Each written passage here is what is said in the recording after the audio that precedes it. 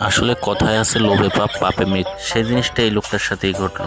লোকটার কাছে একটি বল ছিল, যে কোনো কারণে বলটি এই দরজার নিচ থেকে ভিতরে ঢুকে গেল এবং সাথে সাথে সে দুইটি বল ফেরত পেল। সে তো দেখে অবাক। তখন তার হাতে থাকা একটি টাইগারের বোতল সে দরজার ভিতরে ছুঁড়ে মারলো এবং মুহূর্তেই দুইটি বোতল ফেরত পেল। তারপর তার হাতে থাকা মোবাইল ফোনটি সে আবারও ভিতরে ছুঁড়ে মারে এবং দুইটি মোবাইল ফোন ফেরত পায়। এবার সে তার ব্যাগ থেকে একটি টাকার বান্ডিল বের করে ভিতরে ছুঁড়ে মারে, পরে সে দুইটি বান্ডিল ফেরত পায়। এবার সেই দুইটি বান্ডিল আবারও ভিতরে ছুঁড়ে মারে এবং চারটি বান্ডিল ফেরত পায়।